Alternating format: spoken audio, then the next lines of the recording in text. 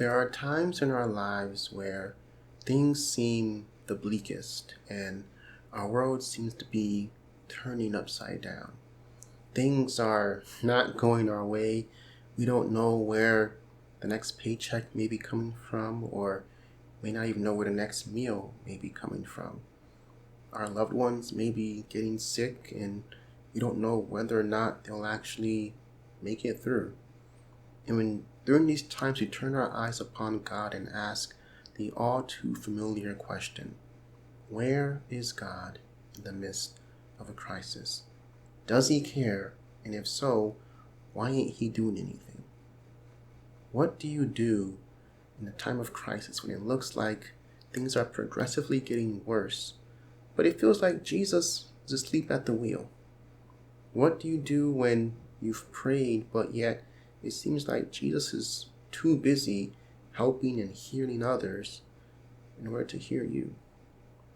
What do you do when you've prayed earnestly for yourself or for a loved one, but yet the very thing that you prayed to God to prevent from happening was the very thing that happened? So what we're going to do is we're going to look at a few passages in the Bible where Jesus is in a crisis. And we're going to look at what Jesus does and how he reacts to this crisis. So the first story we're going to look at is from Mark chapter 4, starting from verse 35. That day, when evening came, he said to his disciples, "Let us go over to the other side." Leaving the crowd behind, they took him along, just as he was in the boat. There were also some other boats with him, and a furious squall came up, and the waves broke the boat so that it was nearly swamped. Jesus was in the stern, sleeping on a cushion. The disciples woke him and said to him, "Teacher, don't you care if we drown?" And I imagine that this is probably not the first time or the last time that God has ever heard someone ask a familiar question. Don't you care if we drown? Don't you care if we perish? Don't you care that we don't have a job anymore? Don't you care that we're in debt? Don't you care that we're sick and we're dying and we need healing? Don't you care about what we're going through? Don't you care about our situation? Why aren't you doing anything? And what's interesting is the fact that Jesus was not just sleeping, right? It said that he was asleep on a cushion, which means that this was intentional. He got comfortable. It wasn't just, he was nodding off and fell asleep by mistake. This was purposeful. He got comfortable and he was really knocked out. And so the disciples, on the other hand, are freaking out, panicked, and they're just trying their darndest to get this boat up and running and, through the storm, while Jesus is just calmly sleeping. So then he gets up, starting from verse 39, he rebuked the wind and said to the waves, "Quiet, peace, be still." Then the winds died down and it was completely calm. He said to his disciples, "Why are you so afraid? Do you still have no faith?" Spoiler alert, this is going to be a common thread that you'll see with all these stories. Jesus asking this question of, where is your faith? Why you have so little faith? Do you not believe? And so when Jesus seems to be asleep during the midst of a storm, that should not cause concern on our behalf, but rather it should cause us to also settle down and calm down, just like the winds and the waves did. Because if Jesus can be comfortable, intentionally comfortable in his sleep in the midst of a storm, it should clue us in on the fact that maybe this isn't going to turn out as bad as I think. and that maybe Jesus got this whole thing under control.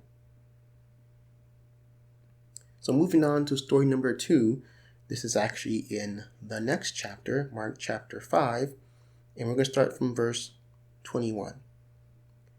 When Jesus had again crossed over by boat to the other side of the lake, a large crowd gathered around him while he was by the lake. Then one of the synagogue leaders, named Jairus, came, and he saw Jesus, and he fell at his feet. He pleaded earnestly with him, "My little daughter is dying. Please come and put your hands on her so that she'll be healed and live." So Jesus went with him.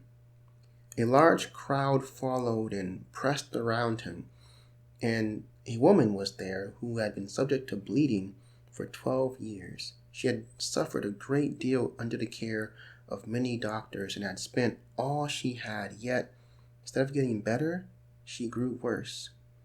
When she heard about Jesus, she came up behind him in the crowd and touched his cloak because she thought, "If I just touched his clothes, I will be healed." And immediately her bleeding stopped, and she felt in her body that she was freed from her suffering. At once, Jesus realized that power had gone out from him. He turned around to the crowd and asked, "Who touched me?" "You see the people crowding against you," his disciples answered, "and yet you ask, 'Who touched me?'" But Jesus kept looking around to see who had done it. So let me pause here. So Jesus is approached by Jairus, and he tells him, "Look, my daughter is sick and she's about to die. Can you please come and heal her?" So Jesus says, "Okay, bet, let's go." On their way to Jairus' daughter to go heal her, another woman comes and touches the hem of Jesus' garment, and she is healed, right? Healed from her ailment. And then Jesus is like, "Who touched me?" And again, the verse says that there's a big crowd around him. They're all pressed up together, rubbing shoulders and so forth. And the disciples are just like, "How can you ask such a foolish question of who touched me with all these people around you in this crowd all up on each other?" But Jesus stops and starts looking around to see who touched him. Now, mind you, he's on his way to go heal someone who's dying, but yet he, again, intentionally stops, seemingly stalling, to find out who touched him.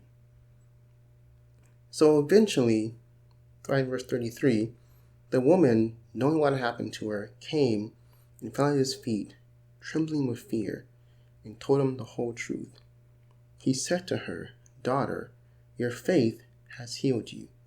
There goes that faith thing again I talked about. Your faith has healed you. Go in peace and be freed from your suffering. So while Jesus was speaking, some people came from the house of Jairus, the synagogue leader. "Your daughter is dead," they said. "Why bother the teacher anymore?" So while Jesus was, interacting with this woman, right, while he was stalling, so it seems, some of the men from Jairus' household tells him, "Hey, don't bother Jesus anymore. It's too late. Your daughter's dead." And I can imagine what's going through Jairus' mind right now. He hears about Jesus who can heal people and save people. And so he goes to him and says, "My daughter needs help. Please come heal her. Please come save her." And Jesus obliges. He says, "Yeah, let's go ahead and do it." And he's probably relieved that, yes, the healer's going to come and save my daughter. But yet on the way, Jesus stops and he starts talking to this random woman. And I can imagine Jairus is probably like, "Can we speed this up? My daughter, remember, you said you're going to go heal her. You're stalling. Carry this thing up." And then when some of his men come and tell him, "Hey, it's too late. she's already dead, she's already passed. I can just imagine Jairus' heart just sunk. And he was like, man, if you did not stall, if you did not stop to talk to this woman, we could have made it to my house in time to heal my daughter. So 36, starting verse 36, overhearing what they said, Jesus told him, don't be afraid, just believe. He did not let anyone follow him except Peter, James, John, the brother of James. When they had come to the house of the synagogue leader, Jesus saw a commotion with people crying and wailing loudly. He went in and said to them, what's with all the commotion and wailing? The child is not dead, but asleep. But they laughed at him. After he put them all out, he took the child's father and the mother and the disciples who were with him, and he went in where the child was. He took her by the hand and said to her, Talitha kum, which means, little girl, I say to you, get up. Immediately the girl stood up and began to walk around. She was 12 years old. Now, side note, don't know if this is related or not, but we'll just call it a fun fact. The woman who ends up, stopping Jesus on his way to Jairus' daughter's place was suffering from an ailment for 12 years. And Jairus' daughter, who he ended up essentially resurrecting, was 12 years old.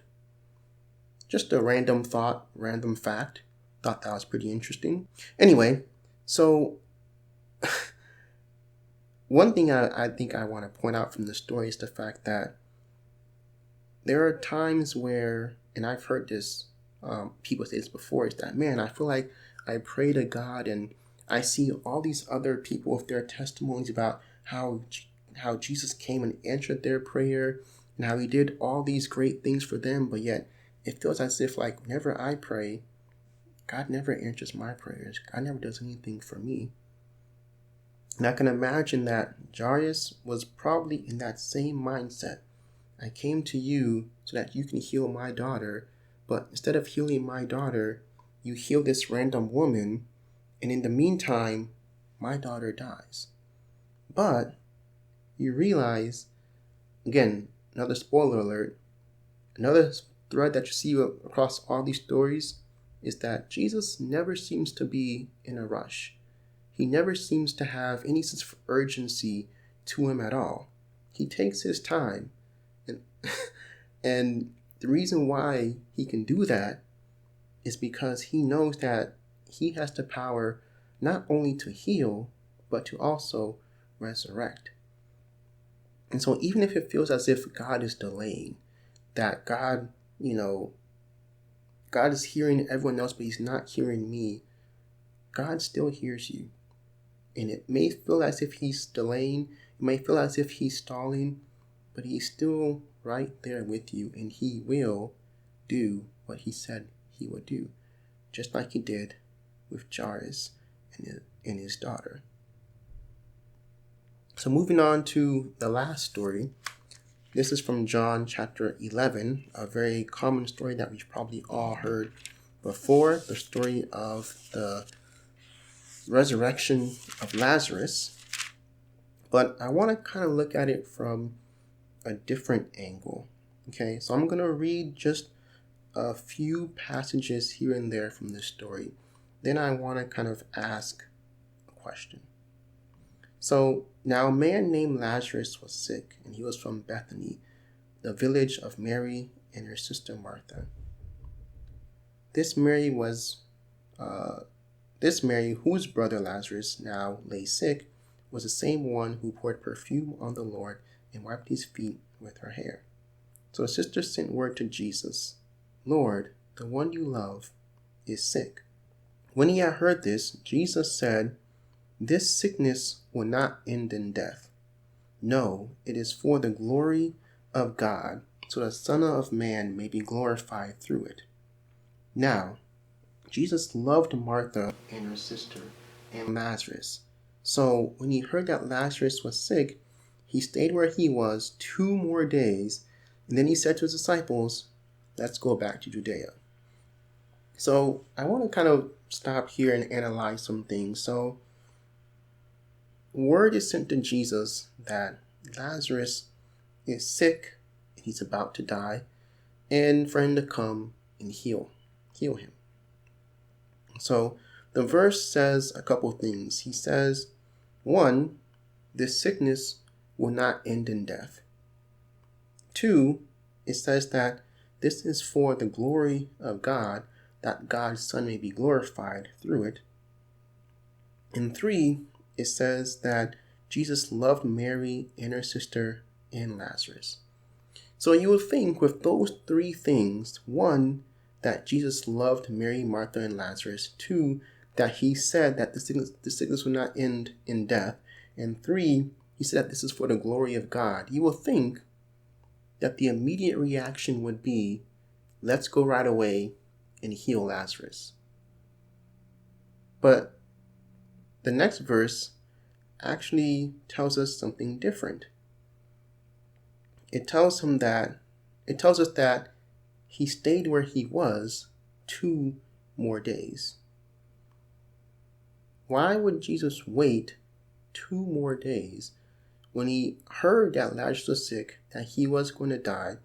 He said that this would not end in death, and he said this was for the glory of God, and he said that he loved them. So, moving down to another part of this passage. So, starting from verse 17, it says, upon his arrival, Jesus found that Lazarus had already been in the tomb for 4 days.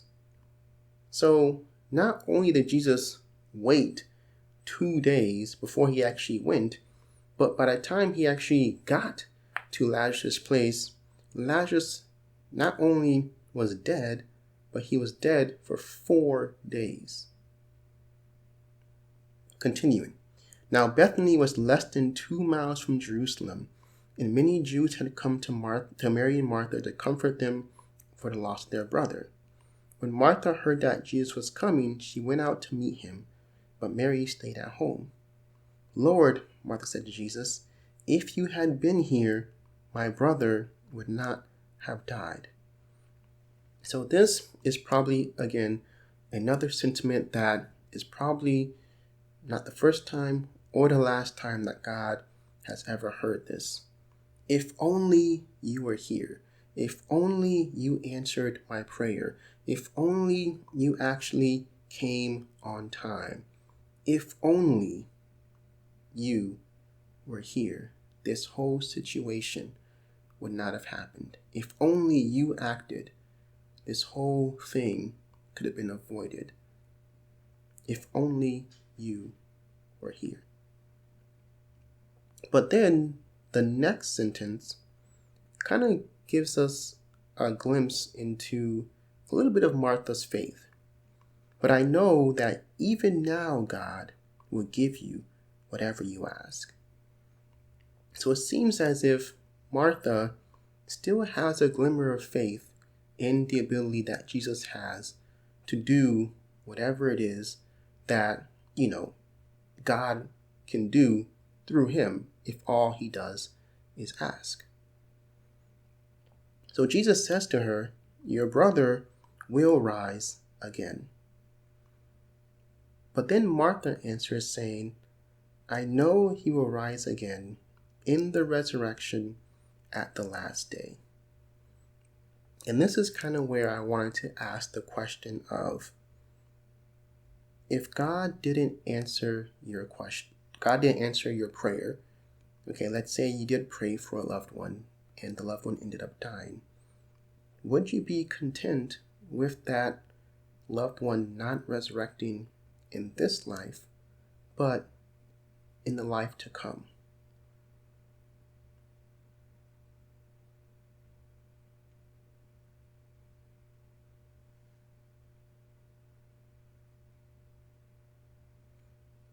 What if Jesus didn't answer your prayer for healing from sickness, or for you to get that job, or for life to be better here on this side of life, but he said, I'll answer your prayer, but it will only take effect in the life to come.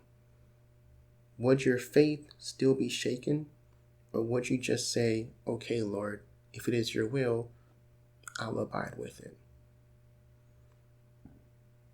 So Jesus responds and says, I am the resurrection and the life. The one who believes in me will live, even though they die. And whoever lives by believing me will never die. Do you believe this?